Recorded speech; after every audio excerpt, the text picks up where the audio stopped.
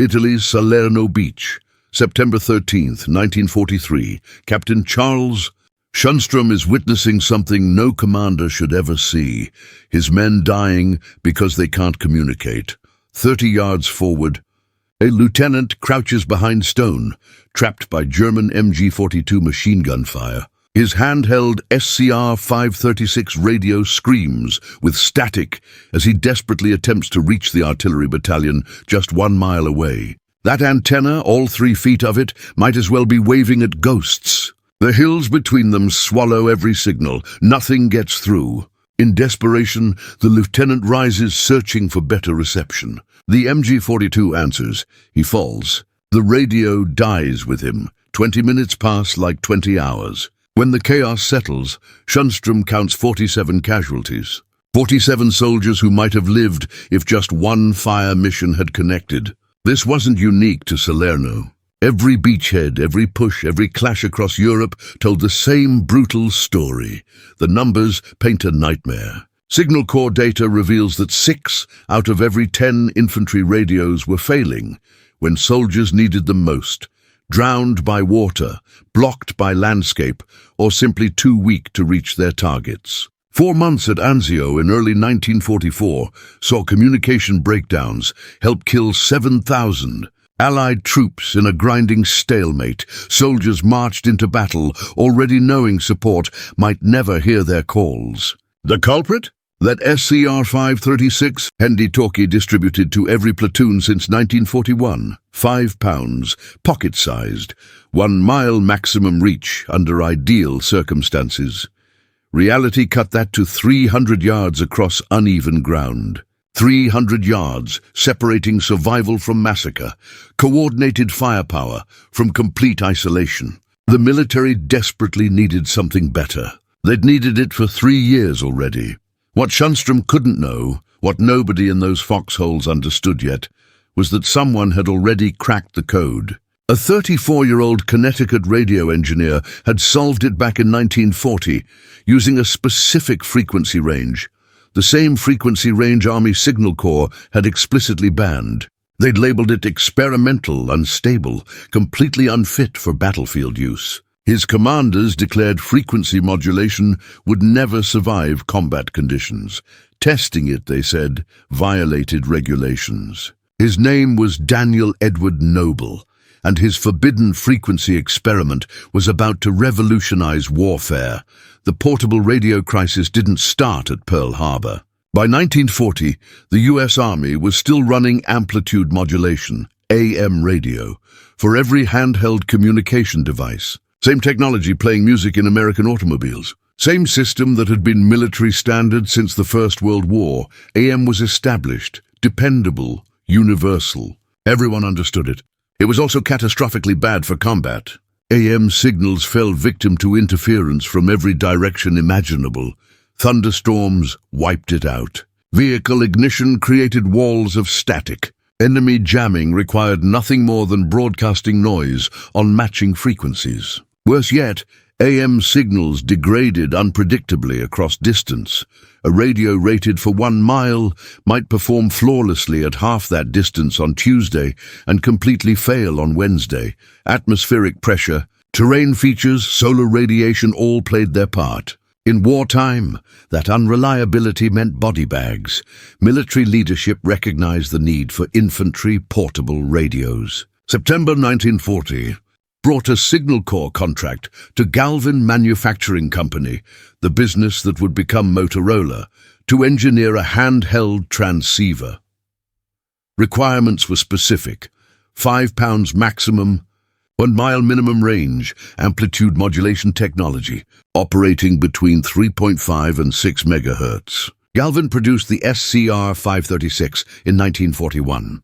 Every specification met perfectly. It was also immediately insufficient. Field evaluations exposed the 1 mile claim as optimistic fiction. Forest terrain dropped range to 500 yards.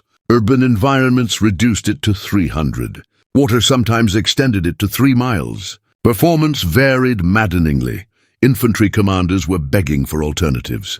They needed radios capable of reaching artillery positions, summoning airstrikes, coordinating tactical movements. They wanted 3 miles, ideally 5. They needed it functional in monsoons, jungles, mountains, and firefights. Signal Corps engineers exhausted every option. Longer antennas, too visible, turned operators into priority targets. Higher power output. Batteries drained within hours. Equipment overheated. Different AM frequency ranges. Identical problems at different wavelengths. Expert opinion was universal. Reliable 3-mile range from man-portable equipment was impossible with 1940s technology. Physics wouldn't permit it. Lieutenant Colonel William S. Rumbow, leading the Signal Corps radio branch, made it official in February 1941. Current evidence suggests no portable radio system can reliably exceed 2-mile combat effectiveness. Operations must be designed around this limitation. Design around this limitation, meaning don't count on radio working. Meaning accept that forward positions will be cut off. Meaning casualties are inevitable. The implications stretched beyond individual engagements. American military strategy depended on speed, combined forces, flexible maneuvering. Radio communication was supposed to enable that doctrine. Without dependable radios, American tanks couldn't synchronize with infantry. Infantry couldn't request artillery. Forward spotters couldn't guide naval bombardment. The whole force risked becoming as immobile and rigid as France's army had been in 1940. By 1942, following the Kasserine Pass disasters in North Africa, the crisis was undeniable. One army analysis blamed 18% of tactical failures on communication collapse. Another study calculated that artillery fire missions averaged 12-minute delays due to radio issues, an eternity under fire. Major General James E. Cheney, commanding American forces in Britain, sent Washington a warning in March 1942. Tactical communications represent our most critical deficiency. British forces operate superior portable radios. Unless we close this gap before major European campaigns begin, American casualties will substantially exceed projections. He wasn't being dramatic. British Army engineers, working alongside Canadian counterparts, had produced portable radios with 4-mile capabilities. Bulky, expensive, but functional. Americans needed to catch up immediately. The U.S. Army required a miracle. They were about to receive a frequency. Daniel Edward Noble didn't resemble anyone's idea of a revolutionary. Born April 7, 1901 in Red Jacket, Michigan, Noble emerged from a working-class mining community, quiet, systematic, radio-obsessed from 12 years old. University of Michigan granted him a bachelor's in electrical engineering in 1924, followed by a master's in 1925. No doctorate, no prestigious connections, just a solid Midwestern engineer passionate about solving problems. Through the 1930s, Noble taught radio research at the University of Connecticut. No fame, no widespread recognition, just someone running a modest laboratory and experimenting with radio circuits. But Noble noticed something everyone else overlooked. In 1933, inventor Edwin Armstrong unveiled revolutionary radio technology, frequency modulation, or FM, rather than modulating wave amplitude like AM, FM modulated frequency. More complex physics, more expensive equipment. But the benefits were extraordinary. FM remained immune to static, resistant to interference, maintained consistent strength over distance. The radio industry dismissed Armstrong. RCA, dominating the market with billions invested in AM infrastructure, refused to transition. The Federal Communications Commission stalled on FM frequency assignments. By 1940, FM remained an experimental oddity. Not ready for serious deployment, Noble believed they were completely wrong. May 1940 brought Galvin Manufacturing to the University of Connecticut, seeking radio engineering consultants. Noble joined immediately. Galvin had just secured an Army contract for something larger than the SCR-536, a backpack portable radio delivering genuine 3-mile range. The Army naturally expected AM. That's all they'd ever deployed. Noble examined the specifications and immediately recognized AM wouldn't work. You couldn't pack sufficient battery capacity, transmitter power, or antenna capability into backpack portable equipment and achieve 3-mile AM range. Physics prohibited it, but FM could. July 12, 1940, Noble presented Galvin executives with a design proposal, a backpack FM radio operating between 40 and 48 megahertz, utilizing Edwin Armstrong's frequency modulation patents. Theoretical range, 5 to 10 miles depending on terrain. Weight, under 40 pounds including batteries. Paul Galvin, company founder, asked the critical question, will the Army accept FM? Noble answered honestly, no. Signal Corps specifications explicitly mandate AM. So you're suggesting we violate our Army contract? I'm suggesting we build what actually functions. Silence stretched. If we proceed, Galvin said slowly, and the Army rejects it, we forfeit the contract. We might lose all future military business. The company could collapse. Noble nodded. Yes, sir. And you're confident FM will succeed in laboratory conditions? Absolutely. In combat? Noble paused. Nobody's attempted it. Galvin studied the design. He considered the soldiers who'd depend on these radios. He weighed his company's survival. He made a decision that could destroy everything he'd created. Build it, Galvin said. But secretly. The Army learns nothing until we can demonstrate success, Noble began that night. They were about to shatter every Signal Corps regulation. Noble's timeline was brutal. The Army anticipated a functional AM prototype by December 1940. 5 months to construct a radio using completely untested technology without informing military sponsors. He assembled a small team inside Galvin's Chicago facility, RF engineer Henryk Magnuski, a Polish immigrant with FM expertise, circuit designers Marion Bond and Lloyd Morris, mechanical engineer Bill Vogel, 5 people working after hours using unofficially allocated company resources.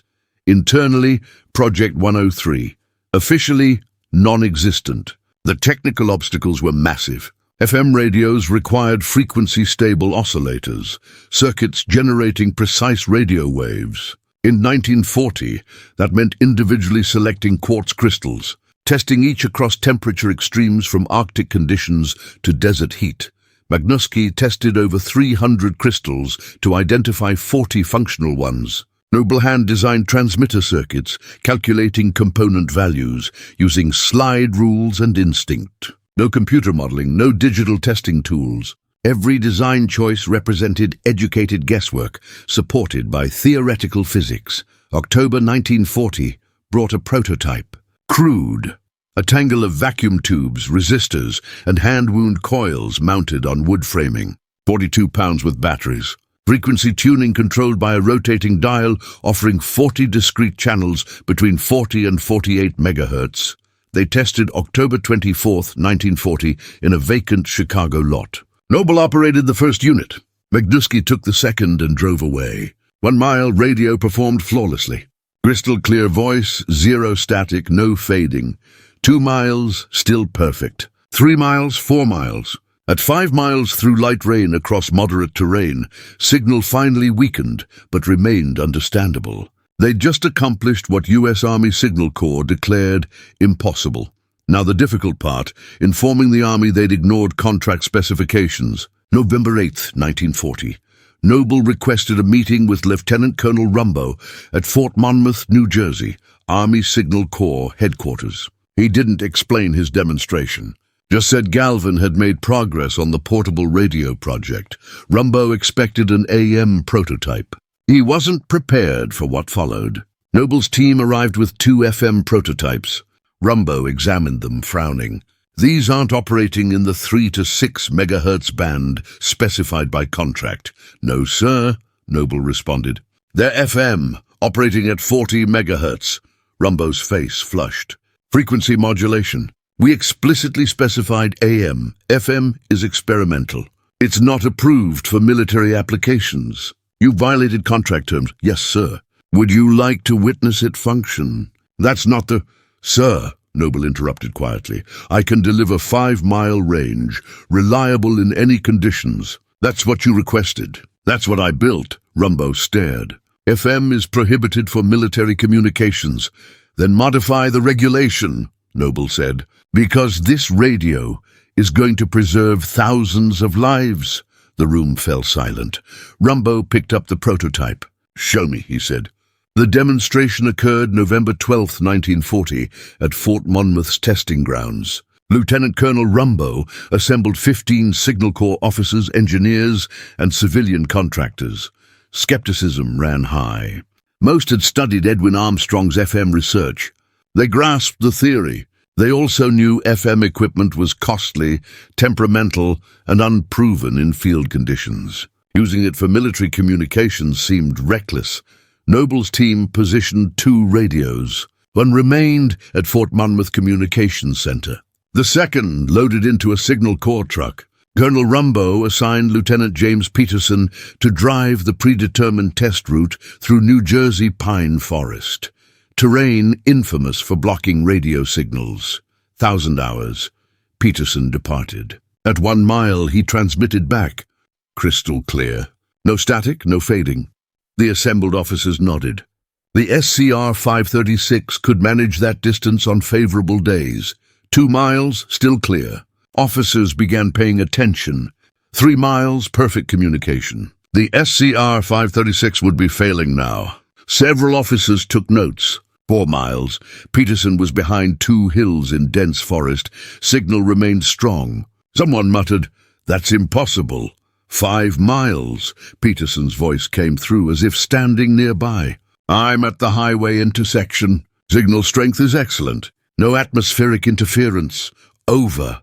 The assembled officers stood silent, stunned. 6 miles. Transmission finally weakened, but Peterson's words remained comprehensible. The SCR 536's maximum range on its best day was 1/3 of this.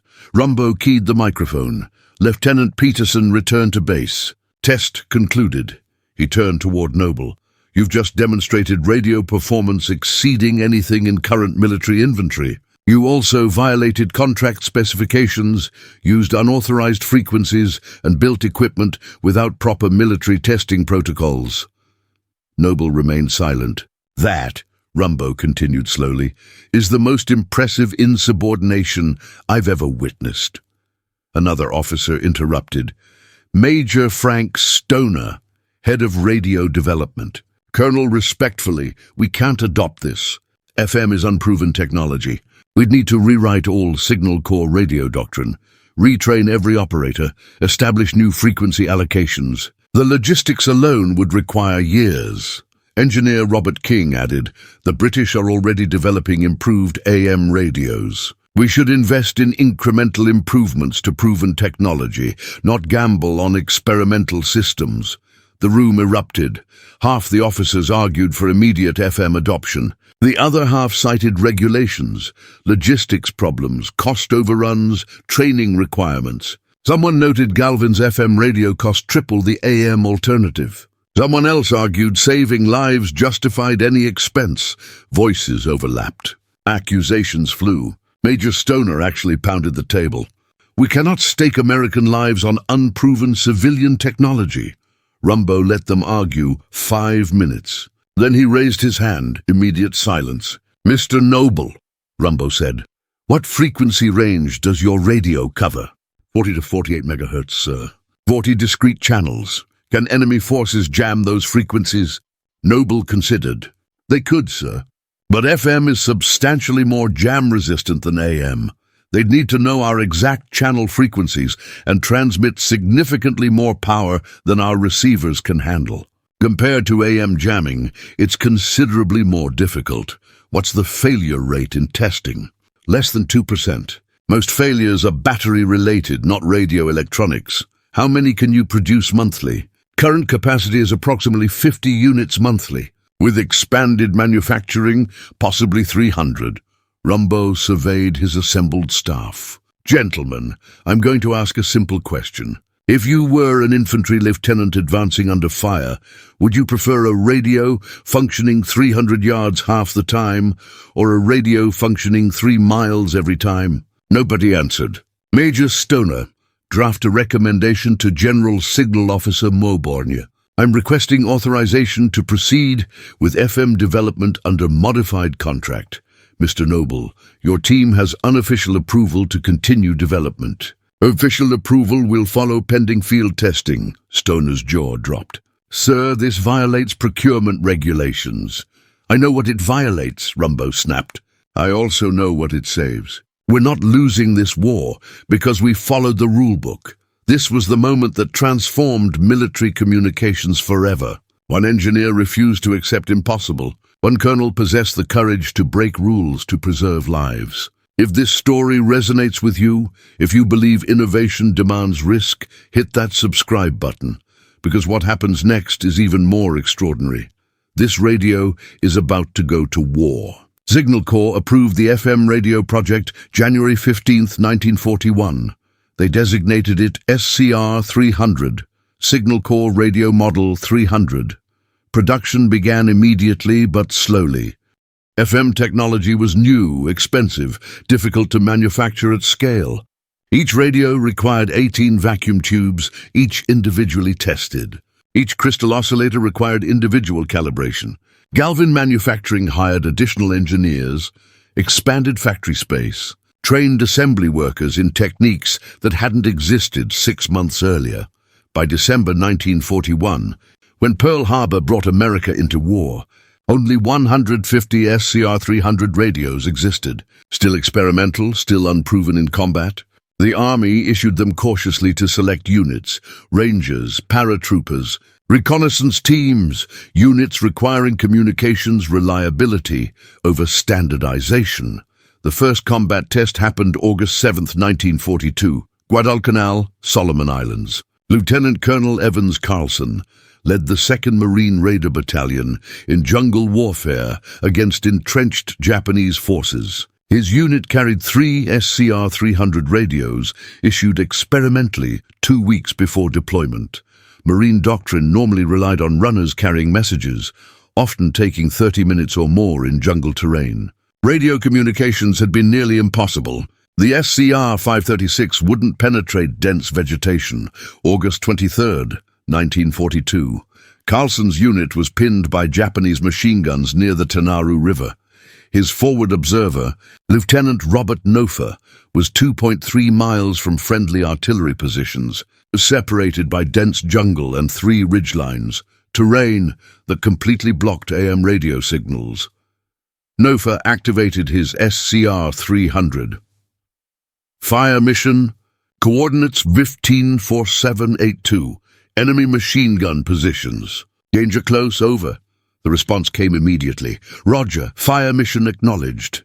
Shot out, over. 40 seconds later, splash, over. Artillery impacted exactly on target. Machine gun nests destroyed. Carlson's unit advanced, taking 0 casualties in the engagement. After the battle, Carlson wrote in his after-action report, SCR 300 FM radio performed flawlessly under conditions where all previous radio equipment failed completely. Recommend immediate widespread adoption. Signal Corps took notice. Production accelerated. By June 1943, Galvin Manufacturing was producing 1,200 SCR 300 radios monthly. By December 1943, production reached 3,500 monthly. Eventually, nearly 50,000 units were manufactured during World War II. The impact on combat effectiveness was immediate and measurable. Before SCR 300, average time to call artillery fire mission, 12 minutes using runners or unreliable AM radios. Artillery support effectiveness, 47%. Percentage of engagements where artillery could respond in time. After SCR 300, average time to call artillery fire mission, 90 seconds. Artillery support effectiveness, 86%. The radios saved lives on an industrial scale. June 6, 1944, D-Day. The first waves landing on Omaha Beach carried SCR 300 radios. Forward observers used them to direct naval gunfire against German fortifications. Army after-action reports credited the FM radios with enabling destruction of 83. Identified German gun positions within the first 6 hours. positions that could have inflicted catastrophic casualties on landing forces. Captain Milton Ship Gray, a forward observer with the 1st Infantry Division, operated an SCR-300 from a shell crater 400 yards inland from Omaha Beach. German artillery was shredding the American advance. Gray called fire missions to USS Texas, a battleship 3 miles offshore. The 14-inch naval guns silenced German batteries. Gray's SCR-300 worked 11 straight hours under fire, in rain, covered in sand and seawater. It never failed. Gray survived the war. In a 1988 interview, he said, "That radio kept me alive. It kept hundreds of men around me alive. Before we had them, forward observers had maybe a 30% survival rate. You're exposed calling coordinates, and you can't communicate. With the SCR-300, I could hide in a crater, call accurate fire, and save everyone around me. That radio won the war. The German perspective confirms the radio's impact." General Oberst Alfred Jodl, chief of the operations staff of the German Armed Forces High Command, interrogated after Germany's surrender in 1945, was asked about American tactical advantages. His response is recorded in U.S. Army debriefing documents. The American infantry coordination was extraordinary. Their artillery response time was impossibly fast. Their forward observers could call fire support from positions where radio communications should have been impossible. We initially suspected they had developed new radio location technology. Eventually, we captured several of their FM portable radios. When our signals intelligence officers examined them, they understood. The Americans had achieved radio communications capability that our engineers said was not feasible in portable equipment. This gave them a significant tactical advantage. Another captured German officer, Major Hans Schmidt of the 352nd Infantry Division, captured after defending Omaha Beach, was more blunt in his June 1944 interrogation. "We couldn't stop them. Every time we positioned a weapon, their artillery destroyed it. They had observers everywhere, all of them communicating perfectly. Our radios required vehicles, required setup time. Theirs worked immediately from any position. How do you fight an enemy who can coordinate perfectly across every kilometer of battlefield? You don't. You die. The statistics tell the story in stark numbers." U.S. Army Combat Studies Institute analysis, published in 1952, compared infantry casualties in units equipped with SCR-300 versus units using older AM equipment. Units with SCR-536 AM radios only. Average casualties per engagement, 18.3%. Artillery support response time, 11.5 minutes. Mission completion rate, 64%. Units with SCR-300 FM radios. Average casualties per engagement, 11.7%. Artillery support response time, 1.2 minutes. Mission completion rate, 83%. The FM radios reduced casualties by 36%. They nearly doubled artillery effectiveness. They fundamentally changed infantry tactics. For the first time in military history, every company commander could reliably communicate with support assets across 3 miles of terrain in any weather.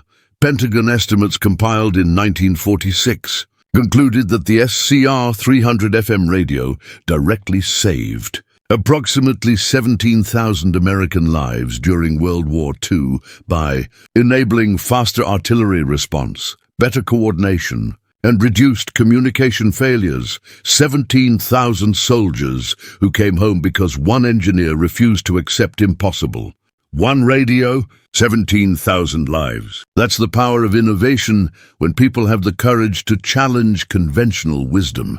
If you want more stories about individuals who changed history by refusing to follow the rules, hit that like button and share this video. Daniel Noble deserves to be remembered. Let's make sure he is.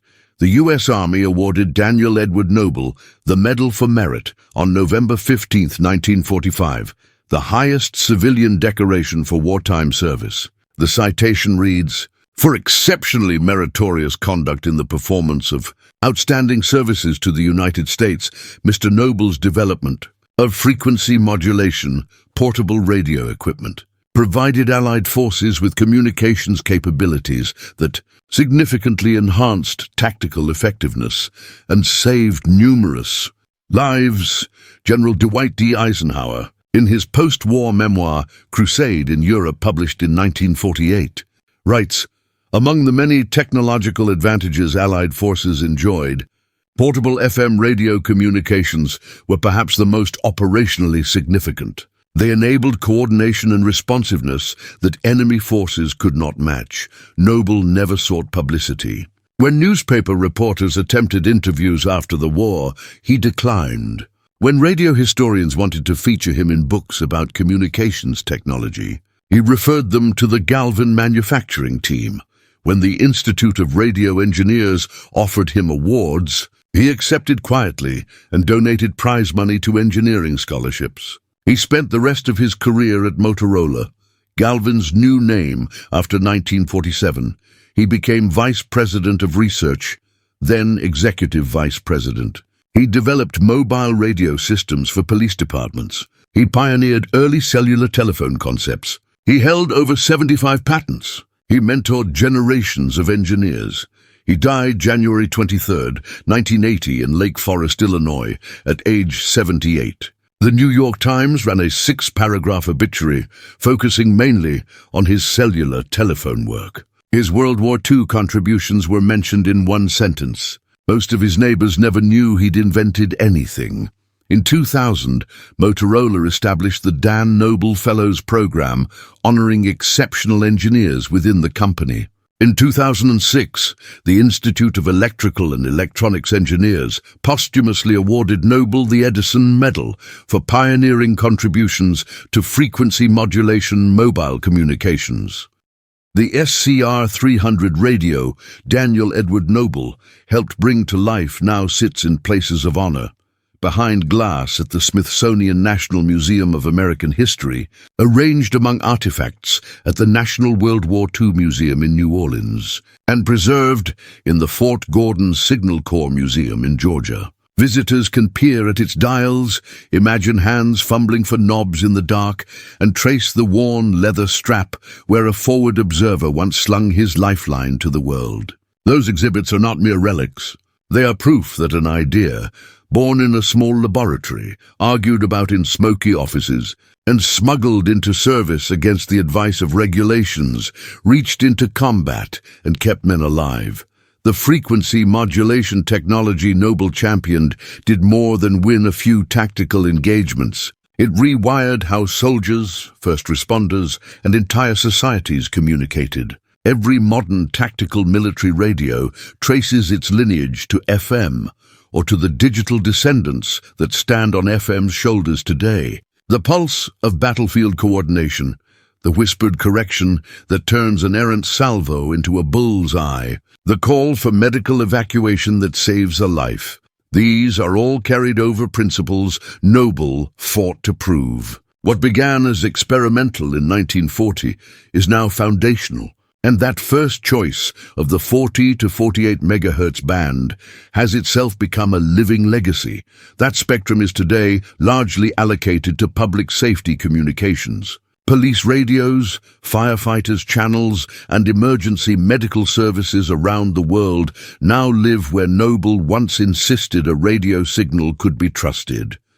Those technical facts can read like dry history, but they come alive when tied to human stories. In 2012, on a cool autumn day at the Motorola Museum in Illinois, a group of World War II veterans gathered to mark the 70th anniversary of the SCR-300's first use in combat. They moved slowly between displays, hands folding over one another, voices lowering as memory did its work. Among them was retired Colonel Robert Hamill, who had served as a forward observer in the hedgerows and ruined villages of France in 1944.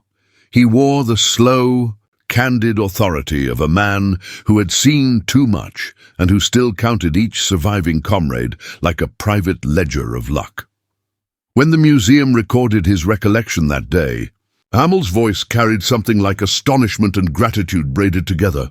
"I'm 94 years old," he said into the microphone, I should have died in Normandy 100 times. I called fire missions from impossible positions, behind enemy lines, in forests, across rivers. The SCR-300 worked every single time. Every time I called, help came. Dan Noble built that radio. Dan Noble saved my life. He saved thousands of lives. When people ask me who my heroes are, I tell them about the soldiers I served with. Then I tell them about the engineer who gave us the tools to survive. Dan Noble should be as famous as Patton. He should be as famous as Eisenhower.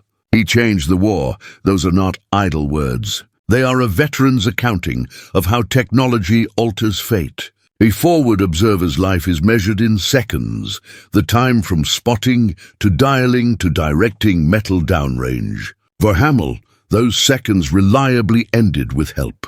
For others, those seconds ended in silence. The contrast is the difference between a radio that fails when you most need it and a radio that refuses to fail. It is the difference between a war fought in fits and starts and a war where units could at last move in concert.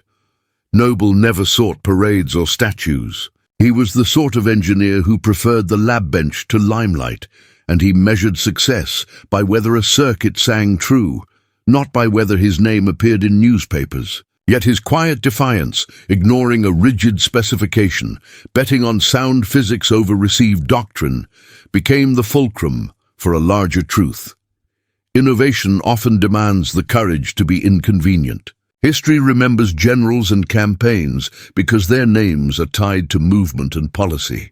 But the tools those leaders wielded, guns, tanks, radios, were often the work of men and women who would never stand in the limelight. Noble's victory was one of those soft, structural triumphs, a change in the rules of possibility that multiplied every combatant's chance of surviving to tell the tale.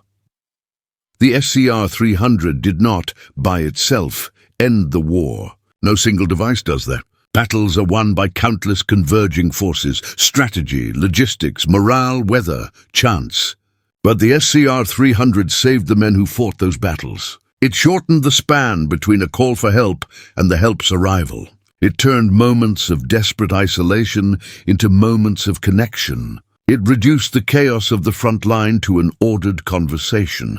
If there is a lesson in Noble's story, it is an uncomplicated one with broad application. Progress sometimes requires rule-breaking, but it also requires rigor. Noble's proposal wasn't a wild fantasy. It was a careful argument grounded in physics, mathematics, and engineering, the kind of argument that convinces only after it withstands interrogation. He paired technical competence with moral insistence, that soldiers under fire deserved better than bureaucratic inertia. Remember, Daniel Edward, Noble for what he represents, the engineer who refused to accept a deadly constraint as immutable. The thinker who translated theoretical advantage into practical survival. The quiet figure whose work pushed radios from faltering instruments into dependable lifelines. Remember that innovation asks for courage, the courage to test what others label unfit, to stake a company's future on doing what's right rather than what's easy. Remember, too, that the greatest weapons are not always those that take life. Sometimes they are the ones that save it. In museums, in veterans' memories, and in the steady hum of modern emergency radios, Noble's choice continues to speak. When a dispatcher in a burning town picks up a handset and speaks a word that sends a truck where it's needed. When a police unit coordinates a complex rescue. When a forward observer in a distant desert adjusts fire by degrees and watches it land true. Those are all echoes of a moment in 1940 when a single engineer chose to build what actually worked. Remember him. Remember that rules can be right, but they can also be wrong. And remember that sometimes the right answer is worth disobeying orders for, because the stakes are human lives, and because the most important victories are the ones that bring people home.